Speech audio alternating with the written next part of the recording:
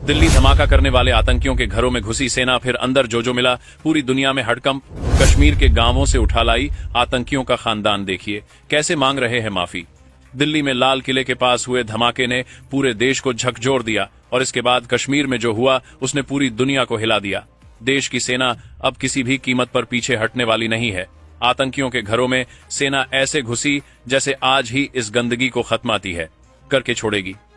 कश्मीर के गांवों में जो घर आतंकियों के अड्डे बने हुए थे, वहां से जो सामग्री निकली उसने पूरे हिंदुस्तान को आग बबूला कर दिया।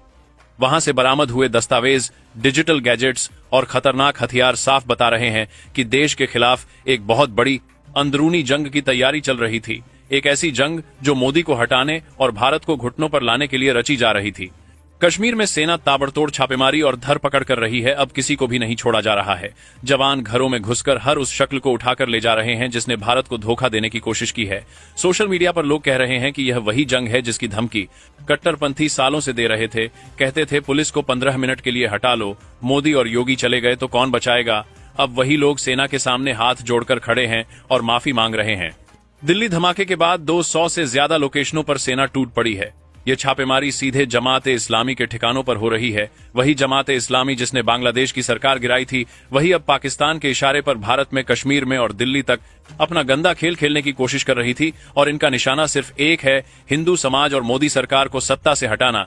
मौलवी इरफान की गिरफ्तारी के बाद खुलासे हुए कि यह वही शख्स था जिसने फरीदाबाद में पकड़े गए डॉक्टरों को कट्टरपंथ की आग में झोंक दिया। यह मौलवी जमात-ए-इस्लामी से जुड़ा हुआ था और करोड़ों रुपए का यह पूरा जाल पाकिस्तान के इशारे पर चल रहा था। इस बार आतंकवाद में बंदूकें नहीं बल्कि पढ़े लिखे व्हाइट कॉलर आतंकियों का इस्तेमाल किया जा रहा था, जिनका चेहरा देखकर कोई शक भी न कर सके। और यही सबसे खतरनाक साजिश थी। फरीदाबाद की अल-फलाह यूनिवर्सिटी से पकड़े गए डॉक्टरों की कहानी किसी भी भारतीय को गुस्से से फटने पर मजबूर कर देगी। इस यूनिवर्सिटी से जुड़े सभी आतंकी डॉक्टर कश्मीर से आए हुए थे और यूनिवर्सिटी के अस्पताल में 40% डॉक्टर कश्मीरी थे। देश के किसी भी हिस्से में किसी अस्पताल में ऐसा असामान्य वितरण देखने को नहीं मिलता। यह साफ दिखाता है कि यह पूरी भर्ती एक प्लान के तहत की गई थी। इस अस्पताल को धीरे धीरे एक कट्टरपंथी इकोसिस्टम में बदला जा रहा था। जिन यूनिवर्सिटीज में कश्मीर के छात्र पढ़ रहे थे, वे पाकिस्तान समर्थित हैंडलर्स के लिए सबसे आसान लक्ष्य बन गईं। लश्कर-ए-तैयबा और जैश-ए-मोहम्मद जैसे आतंकवादी संगठन पहले बांग्लादेशी कॉलेजों में भारतीय छात्रों को कट्टरपंथी बना रहे थे। अब वे सीधे भारत की यूनिवर्सिटीज को निशाना बना रहे हैं और फरीदाबाद की यूनिवर्सिटी इसका सबसे बड़ा उदाहरण बन गई। कश्मीर में छापेमारियों के दौरान सेना ने ऐसे दस्तावेज निकाले हैं जो यह साबित कर रहे हैं कि भारत के अंदर ही अंदर एक विशाल आतंकी नेटवर्क खड़ा किया जा चुका था।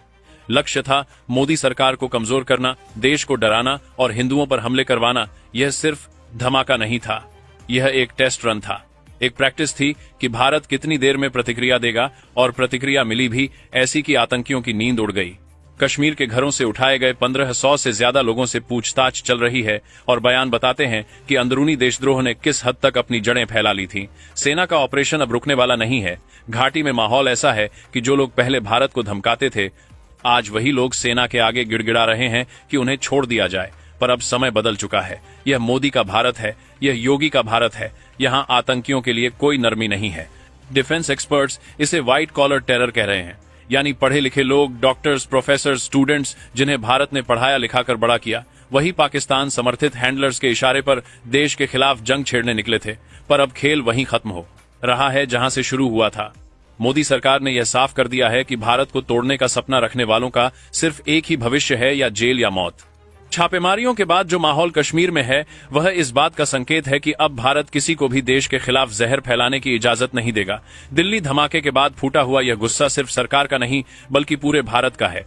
अब यह लड़ाई सिस्टम की सफाई की लड़ाई बन चुकी है और यह लड़ाई तब तक चलेगी जब तक देश के हर कोने से इस व्हाइट कॉलर टेरर नेटवर्क को उखाड़ न फेंका जाए। अगर आप भी इस ऑपरेशन में भारतीय सेना के साथ हैं तो वीडियो को शेयर जरूर कीजिएगा। जय हिंद।